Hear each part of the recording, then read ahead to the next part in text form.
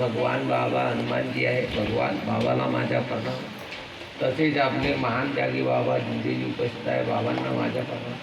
तसेच सर्वांची वाराणसी आहे उपस्थित आहे, आईला सुद्धा माझ्या प्रणाम. आजच्या बैठकीचे अध्यक्ष हेमराजजी वैद्य, त्याला सुद्धा माझ्या नमस्कार.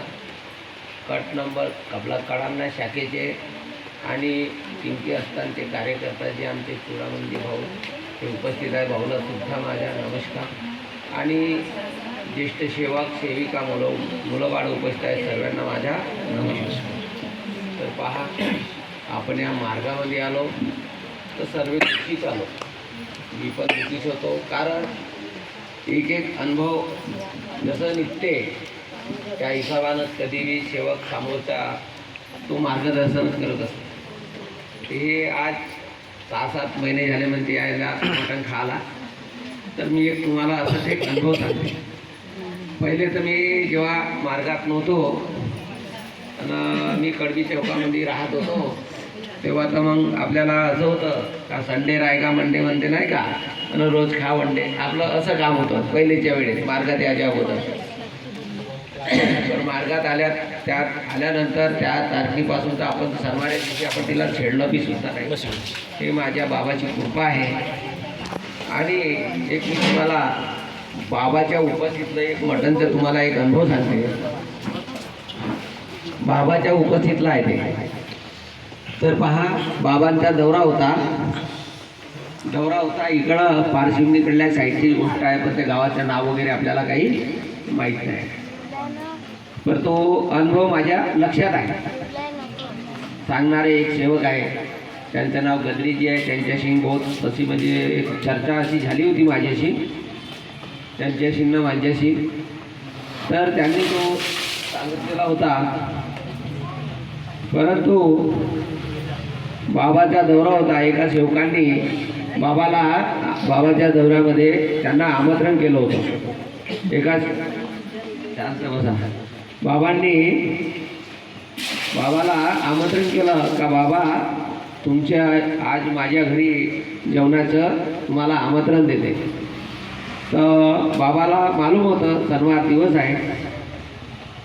तर ठीक आहे ना म्हणे, येते म्हणजे. तर त्याच्यानंतर आता अनेकवाल्या बाया, तो एकटा सेवक मार्गात होता. बाजूच्या गावाला सेवक होते, त्या बाजूच्या गावच्या सेवकीन बाया काही 2-4 अशा आल्यानंतर त्याला त्या घरवाल्या बाईला मदत करू लागली, स्वयंपाकाकरता मदत वगैरे आली. आणि जेव्हा बाबा आले, आता बाबा आल्यानंतर काही सेवक असे असते का तिकडं जाऊन पाहायचे. बाबा इकडं बसले तर बाबापाशी बसणार नाही, कारण आजच्या काळामध्ये सेवक असे असते, हावसे बी असते, नवसे बी असते, आणि गौसे बी असते, आणि तवसे बी असते. कुणाला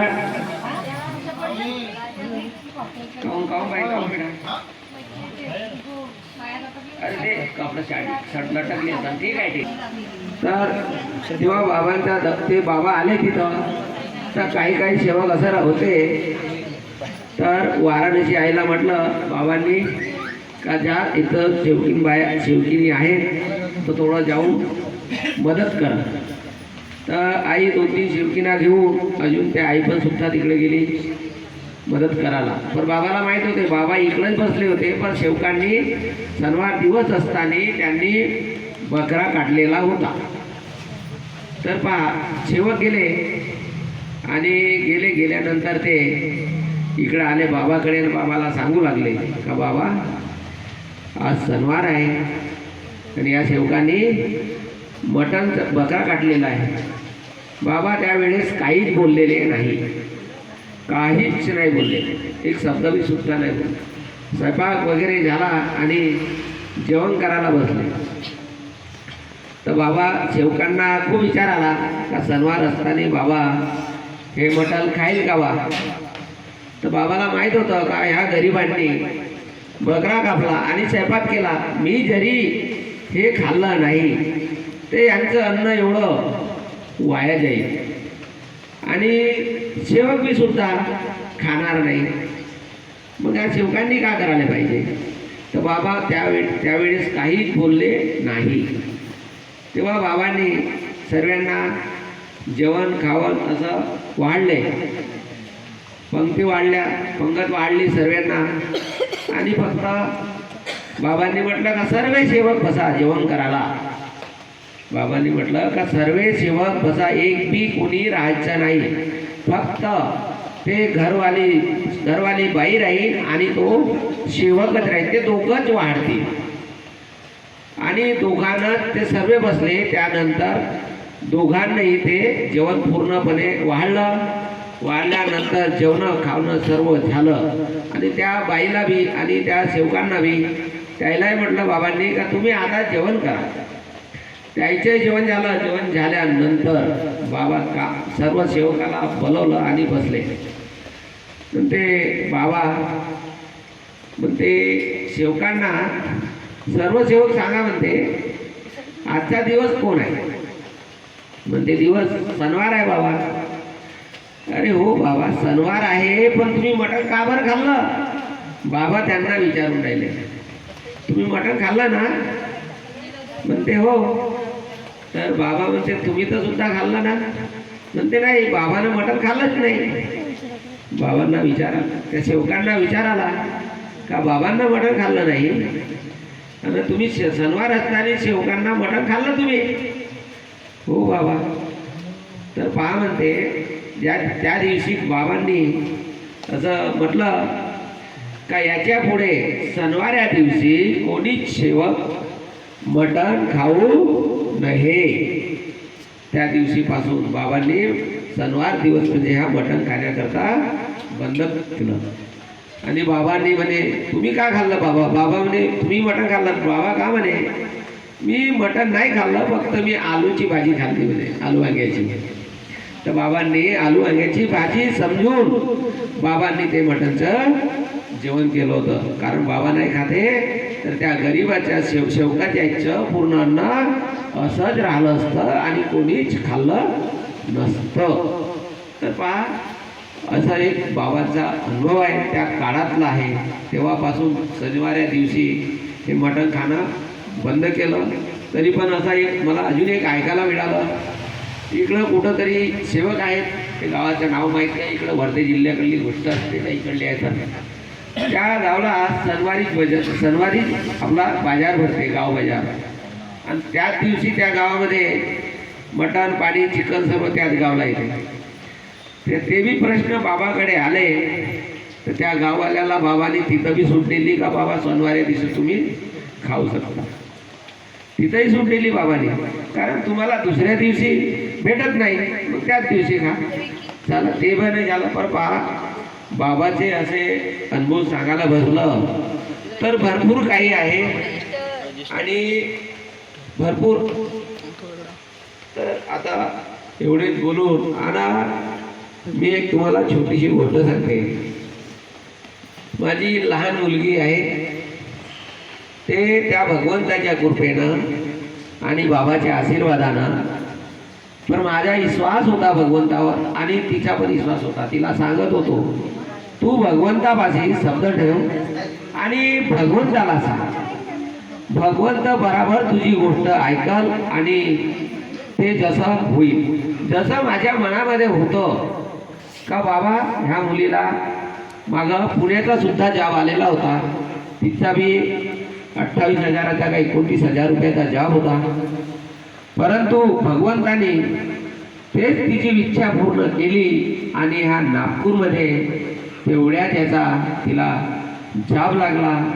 आणि आम्ही रोज सकाळ आणि संध्याकाळी मी भगवंताला अर्जी करत असतो, रोज अर्जी करत असतो का परिवाराला धन दौलत तर मागतच नाही, ना हिरे मागत ना मोती मागत, का परमेश्वरा हे 4 जीवाचं 4 मुलं आहे आणि एक मी आहे, ह्या आमच्या घर कुटुंब परिवारामध्ये आम्हाला फक्त सुख शांती द्या आणि ह्या 4ही मुलाचं जीवन सुखी त्यांचं स्वावलंबी बनवून द्या. नंतर मग त्यांच्या परी तो मुलगा का करणार आहे ते मला नाही माहीत. मी आहे तोपर्यंत त्याला समजवण्याचे प्रयत्न करतो आणि तो समजल आणि समजलेला. तर पहा, एक अजून तुम्हाला एक छोटासा अनुभव सांगते, जास्त वेळ न घेता. एक सेवकाचा मुलगा होता आणि एकच मुलगा होता, तिला ना मुलगी ना काही. तो असा काही होता का म्हणजे डेंडूच होता पक्काच. तो कोणाला भेट नव्हता, नाही कुणाला काहीच. एक दिवस प्रसंग असा आला त्यांच्यावर, काही लोकांनी त्यांची डासी पकडली. डासी पकडल्यानंतर आपला गरोबा मैदानकडली हिवरी नगरकडली गोष्ट आहे ते, त्या चौकामध्ये त्याला आडवे झाले. असे 5-6 लोक त्याला अवजार घेऊन आडवे झाले. पण त्याला असा विचार आला का आज मी आता माझा जीव इथून संपते, पूर्ण म्हणजे खतम होते. तेव्हा त्यांनी आता का करावं म्हणून, बाबा आता तुम्ही मला वाचवा, बस एवढं म्हटलं त्यांनी. का म्हटलं का बाबा मला तुम्ही आता वाचवा. जसं म्हटलं तसा एक गृहस्थ उभा झाला आणि दंडा घेऊन आणि सर्व्याला जोडलं आणि ते सर्वजण पळाले. पळाल्यानंतर तो सुखरूप आपल्या घरी आला.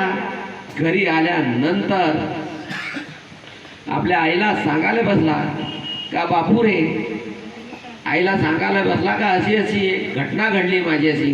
मग कोण आलं? एक मी इथलंच म्हटलं का बाबा हनुमानजी मला आता तरी वाचवा.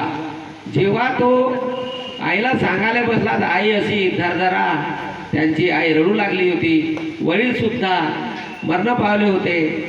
ते आई धरधरा रडू लागली. पण पाय बापू म्हणते, तुला मी वेळोवेळी सांगत असतो का बापू रे हे सर्व सोडून दे तू.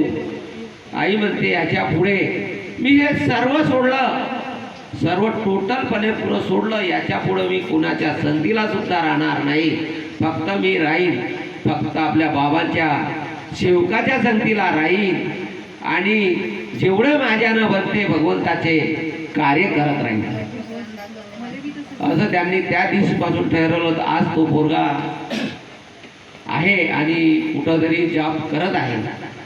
त्याला असो माझ्या हातानं काही बोलण्या चालण्यामध्ये, सोच समजण्यामध्ये, वरादेवारामध्ये, कुठं खरं बोलण्यामध्ये काही ह्या 15 दिवसामध्ये काही भूलचूक झाली, कळत न कळत काही भूलचूक झाल्या. याची मला भगवान बाबा हनुमानजी, माझे सद्गुरू महान त्यागी बाबा जिंदेजी वाराणसी आहे सुद्धा मला क्षमा करतील. आजच्या बैठकीचे अध्यक्ष ज्येष्ठ सेवक सेविका मुलं बाळ उपस्थित आहे सुद्धा मला क्षमा करतील. एवढे बोलून शब्द संपत जागा घेतो. सर्वांना माझा नमस्कार.